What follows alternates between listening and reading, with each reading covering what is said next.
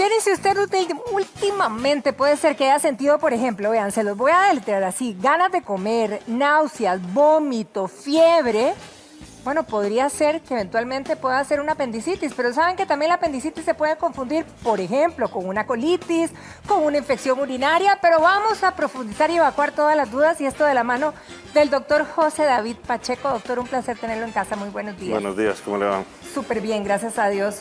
Doctor, antes de entrar de lleno al tema, quizá conocer bien cuál es la función que tiene el apéndice. Sí, bueno, la apéndice, que la tenemos acá, ¿verdad? Está localizada acá en el colon. ¿Verdad? Sí, exacto, ese órgano cilíndrico y alargado. Es un órgano vestigial.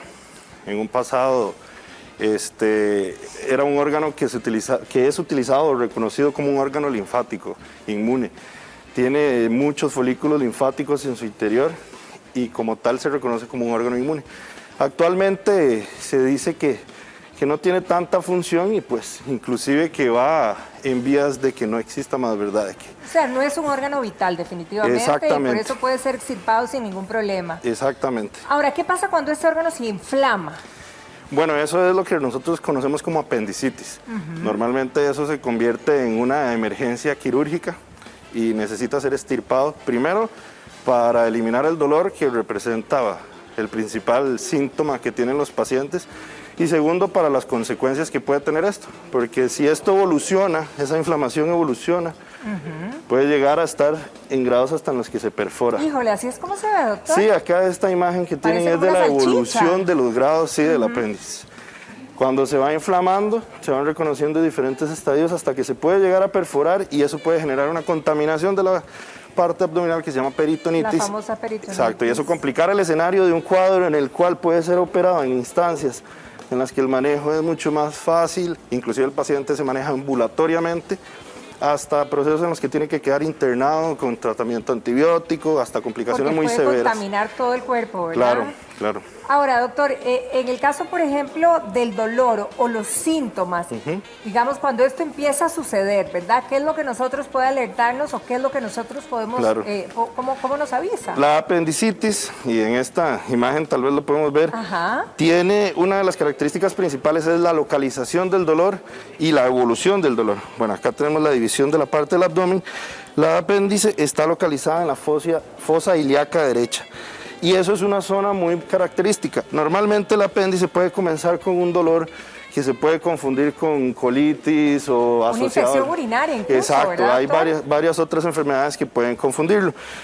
Pero dadas las características del apendicitis, suele ser un dolor que empieza en el área periumbilical, que poco a poco se puede ir localizando hasta que llega a la fosa ilíaca derecha. Y esa palabra, la localización del dolor, junto con un dolor progresivo, constante, que se mantiene por horas, son de las características. Todos tenemos derecho a tener dolor abdominal, por alguna comida, alguna cuestión, pero un dolor que ya evoluciona más de 4 o 6 horas, es constante, inclusive va en aumento. No cede. Exactamente, no cede. Esas características son muy puntuales de un dolor abdominal que debe ser valorado por un médico y hasta no demostrar lo contrario, con una localización y características de este tipo, puede ser considerado una apendicitis. ¿Da fiebre, doctor?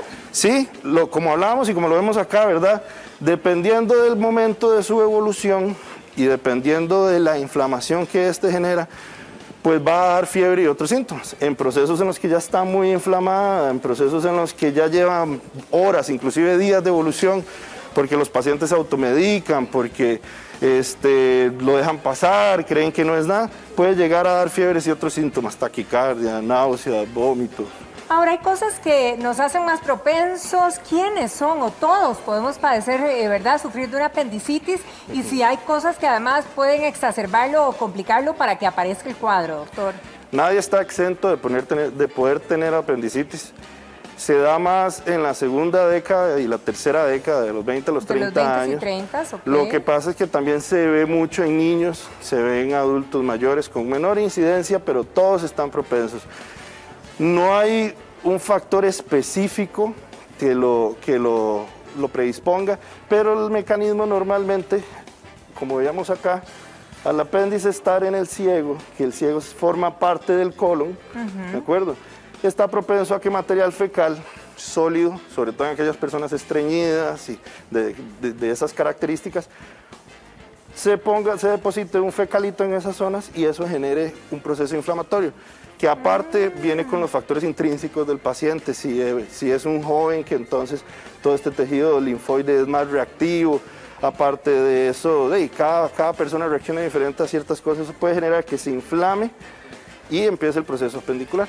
Ahora, doctor, ese dolor, ¿verdad?, el que usted menciona, ¿es súbito o digamos que esto va a ser progresivo? El inicio es súbito. Suele ser un inicio súbito, un dolor que de ya un es dolor diferente. repentino, Ok. muy intenso, y las características: progresivo y constante. Ahora, ¿cuánto tiempo promedio, digamos, la gente empieza a padecer de este dolor para llegar a verse o a una sala ya para operarse? Claro, bueno, el tiempo de evolución va a depender de los síntomas y del diagnóstico.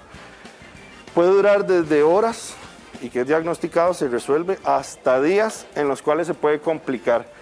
Como te digo, la principal consecuencia es cuando empezamos a tomar medicamentos para el dolor, alargamos el proceso y esto puede durar 2, 3, 4 días, y es cuando llega el paciente ya no en un estado solo de dolor, sino casi que hasta chocados. Llegan pálidos, sudorosos, en un mal estado general muy marcado, que todos podemos ver visiblemente. Ahora, doctor, por ahí nos están reportando algunos mitos, ¿verdad?, alrededor de la apendicitis. Por ejemplo, semillas de girasol, de chile, de calabaza, de cas, que todas estas semillas, digamos, podrían provocarnos un tipo de apendicitis. Claro, pensando en esta lógica, uno creería que sí, pero en realidad es un mito. No hay nada predispuesto con el comer semillas o este tipo de datos que exponga exactamente a un factor de riesgo o aumentar la incidencia de la apendicitis como tal. O sea, lo importante es atendernos, ¿verdad?, para que el doctor se haga cargo de este caso. Claro, atenderlo a tiempo, algo que se puede resolver fácilmente